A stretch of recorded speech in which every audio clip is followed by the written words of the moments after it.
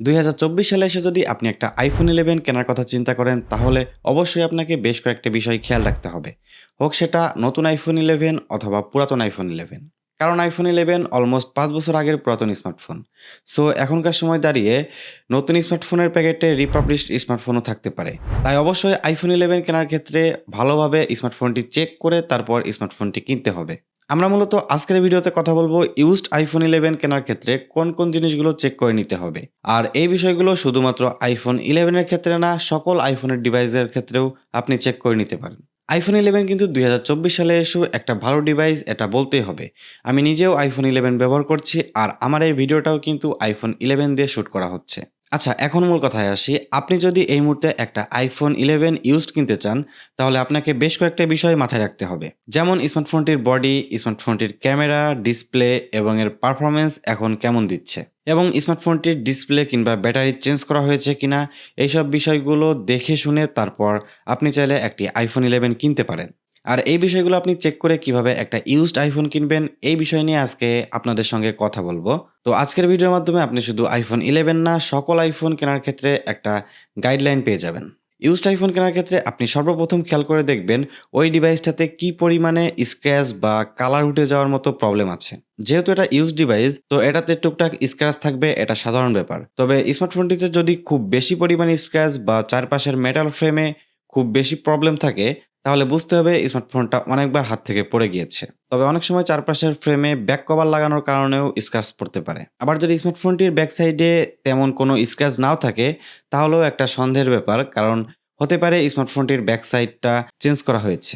তো অবশ্যই আপনি ফোনটি কেনার আগে ভালোভাবে খেয়াল করে দেখবেন স্মার্টফোনটির ব্যাক সাইডটি চেঞ্জ করা হয়েছে কিনা। যদি স্মার্টফোনটির ব্যাক সাইডটি চেঞ্জ করা থাকে, তাহলে অবশ্যই ভালোভাবে খেয়াল করলে বুঝতে পারা যাবে স্মার্টফোনটির ব্যাক সাইডটি চেঞ্জ করা হয়েছে। আর ভালোভাবে খেয়াল করে দেখবেন যে চারপাশে কোনো আঠা লেগে আছে কিনা।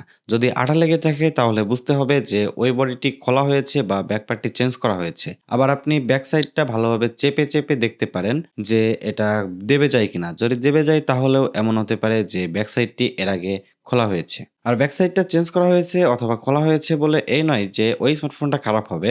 তবে আপনি তুলনামূলক ওই স্মার্টফোনটা আরো কম দামে কিনতে পারবেন। আর অবশ্যই পিছনের ক্যামেরার দিকে ভালোভাবে খেয়াল করে দেখবেন যে ভিতরে কোনো ধুলাবালি আছে কিনা। যদি ধুলাবালি থাকে, তাহলে বুঝতে হবে যে ওই স্মার্টফোনটিতে এখন আর ওয়াটারপ্রুফ রেজিস্টার্ড নাই। একটা স্মার্টফোনের সবথেকে ইম্পর্টেন্ট পার্ট হচ্ছে তার ডিসপ্লে। iPhone 11 কেনার ক্ষেত্রে আপনাকে অবশ্যই ভালোভাবে এর ডিসপ্লেটা চেক করে নিতে হবে যে এটা অরিজিনাল ডিসপ্লে কিনা, অথবা এই ডিসপ্লেটা চেঞ্জ করা হয়েছে কিনা। ডিসপ্লের ক্ষেত্রে সর্বপ্রথম দেখতে হবে যে ডিসপ্লের চারপাশের ফিনিশিং কেমন আছে। যদি ভালো ফিনিশিং এবং স্মুথ থাকে, তাহলে বুঝতে হবে যে ডিসপ্লেটা খোলা হয় নাই।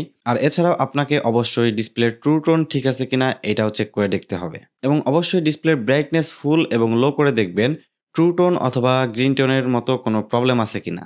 আর অবশ্যই স্মার্টফোনটি কেনার আগে আপনি সামনের ক্যামেরা এবং ফেস আইডি গুলো ভালোভাবে চেক করে নেবেন। কারণ অনেক সময় ডিসপ্লে চেঞ্জ বা ডিসপ্লে খোলা হলে ওই স্মার্টফোনটির আর ফেস আইডি কাজ করে না। এছাড়াও আপনি স্মার্টফোনটির সেটিংসে ঢুকে সার্ভিস হিস্টোরি চেক করলেও দেখতে পাবেন স্মার্টফোনটিতে কি চেঞ্জ করা হয়েছে বা কি সার্ভিস করা হয়েছে। আমি আপনাদেরকে সাজেশন করব যে স্মার্টফোনগুলোর ডিসপ্লে চেঞ্জ করা হয়েছে, ওই স্মার্টফোনগুলো অ্যাভয়েড করে চলা। তবে ওই স্মার্টফোনটা যদি অ্যাপল স্টোর থেকে সার্ভিস করা হয়, তাহলে আপনি চাইলে স্মার্টফোনটা নিতে পারেন। আমি মনে করি ১০ জন যদি iPhone পারচেজ করে, তার মধ্যে ৭ জনই iPhone পারচেজ করবে তার ক্যামেরার জন্য। কারণ iPhone-এর ক্যামেরা অল টাইমই ভালো পারফরম্যান্স করে, এটা আমরা সবাই জানি। তো এখন পর্যন্ত iPhone 11 এর ক্যামেরাও কিন্তু যথেষ্ট ভালো। আপনি চাইলেই এই স্মার্টফোনের ক্যামেরা খুব ভালোভাবে ইউজ করতে পারবেন। তো অবশ্যই iPhone 11 কেনার আগে স্মার্টফোনের ক্যামেরা অ্যাপে ঢুকে সবগুলো অপশন চেক করে দেখতে হবে যে সবগুলো অপশন ঠিকঠাকভাবে কাজ করছে কিনা, এবং ক্যামেরার স্টেবিলাইজেশন ঠিকঠাক কাজ করছে কিনা। এছাড়াও ব্যাক সাইড এবং ফ্রন্ট সাইডের ক্যামেরার মধ্যে দেখতে হবে কোনো রকম ময়লা জমে আছে কিনা। ময়লা জমে থাকলে ওই স্মার্টফোনগুলো না কেনাই বেটার বলে আমি মনে করি, কারণ ওই ময়লার কারণে আপনার ক্যামেরার রেজাল্ট খুব একটা ভালো পাবেন না। আর ধুলাবালি জানিত যদি কোনো প্রবলেম না পান এবং ক্যামেরার পারফরমেন্স যদি আপনার কাছে ঠিকঠাক মনে হয়, তাহলে আপনি নিতে পারেন। কারণ স্মার্টফোনটির ক্যামেরা আমার কাছে এই বাজেটে এখন পর্যন্ত অনেক ভালো মনে হয়। বিশেষ করে ভিডিওগ্রাফির ক্ষেত্রে অ্যান্ড্রয়েডের কোনো স্মার্টফোনই এর সঙ্গে পারবে না বলে আমি মনে করি। আর পারফরমেন্সের কথা বলতে গেলে কখনোই ইউজড ফোন কেনার সময় পারফরমেন্সটা ঠিকঠাকভাবে চেক করে নেওয়ার মতো সময় থাকে না। সো অল্প সময়ের মধ্যে যেহেতু পারফরমেন্স চেক করা পসিবল না, তো আমি যে বিষয়গুলো আগে বলেছি স্মার্টফোনটির বডি, ডিসপ্লে, ক্যামেরা, এই বিষয়গুলো যদি আপনি ভালোভাবে চেক করে নিতে পারেন, আশা করছি স্মার্টফোনটি কিনে আপনি ঠকবেন না। আর iPhone 11 কেনার ক্ষেত্রে অবশ্যই আপনি ব্যাটারিটা ভালোভাবে চেক করে নিবেন। কারণ বর্তমান অনেক iPhone-এ ব্যাটারি হেলথ বুস্ট করা থাকে। আর একটা iPhone 11 এর যদি ব্যাটারি চেঞ্জ করা না হয়, তাহলে 2024 সালে এসে ওই iPhone-এর কখনোই ব্যাটারি হেলথ 90+ থাকতে পারে বলে আমার কাছে মনে হয় না। যদি 90+ ব্যাটারি হেলথ থাকে, তাহলে মোটামুটি ধারণা করা যায় যে ওই স্মার্টফোনটির ব্যাটারি হেলথ বুস্ট করা হয়েছে অথবা ব্যাটারিটি চেঞ্জ করা হয়েছে। তবে কেউ যদি অল্প কিছুদিন কিনে থাকে বা হালকা পাতলা ইউজ করে থাকে বা স্মার্টফোনটি যদি ভালোভাবে মেইনটেইন করে থাকে, তাহলে হয়তোবা কিছু স্মার্টফোনের ব্যাটারি হেলথ একটু বেশি থাকতে পারে। তবে আপনি যদি iPhone 11 এর ব্যাটারি হেলথ 80% এর আশেপাশে পান, তাহলে আমি মনে করি আপনি ওই স্মার্টফোনটি থেকে মোটামুটি ভালো ব্যাটারি ব্যাকআপ পাবেন। মিনিমাম 7 থেকে 8 ঘন্টার একটু কম সময়ে আপনি ব্যাটারি ব্যাকআপ পাবেন। আমার স্মার্টফোনটিতে এখন 75% ব্যাটারি হেলথ আছে। আর আমি এখন এই স্মার্টফোনটি থেকে মোটামুটি 7 ঘন্টার আশেপাশে ব্যাটারি ব্যাকআপ পাই। তো আজকে যে বিষয়গুলো নিয়ে আমি আপনাদের সঙ্গে আলোচনা করলাম, এই বিষয়গুলো যদি আপনারা ভালোভাবে চেক করে তারপর একটা iPhone 11 কিনতে চান, তাহলে আমি মনে করি আপনি মোটামুটি ভালো একটা ডিভাইসই পাবেন।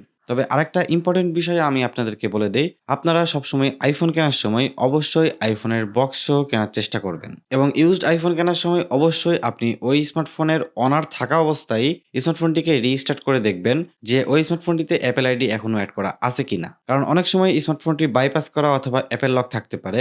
সো এই বিষয়গুলো খেয়াল রেখে আপনি তারপর একটা iPhone কিনতে যাবেন। তো বন্ধুরা, আজকের ভিডিওটি এই পর্যন্ত ছিল। ভিডিওটি যদি ভালো লাগে ভিডিওতে লাইক, কমেন্ট, শেয়ার এবং চ্যানেলটিকে সাবস্ক্রাইব করতে ভুলবেন না। আসসালামু আলাইকুম।